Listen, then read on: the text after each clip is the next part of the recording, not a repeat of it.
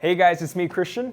Hi, and I'm Ivan. And we are here today at the Orlando Science Center. We have a new experiment for you to do at home.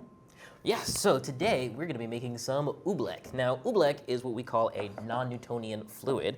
It acts a little bit like a liquid, a little bit like a solid, depending on how much pressure you apply, and it's super simple to make. All you need are some common household ingredients, including cornstarch and some water. That's it.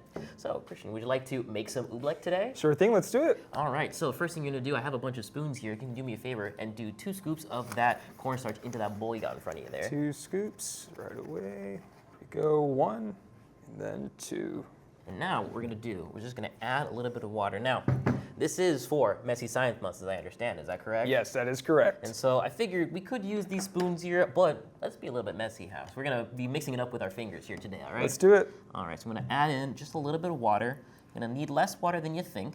We're gonna try and use our fingers. We're gonna sort of smoosh them around in there and try and mix it together. You should feel it start to get a little bit more liquidy until it starts to feel a little bit more solid. Now, if you mess up the proportions, that's okay. You can always add more water, more cornstarch as needed. All right, I think we might need just a little bit more cornstarch. It's easy enough to do, easy enough to do.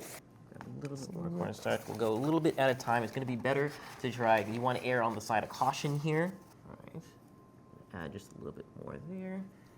And instantly I can feel like it a little bit more slimy a little bit. It's starting to get a little thicker there, right? Yeah.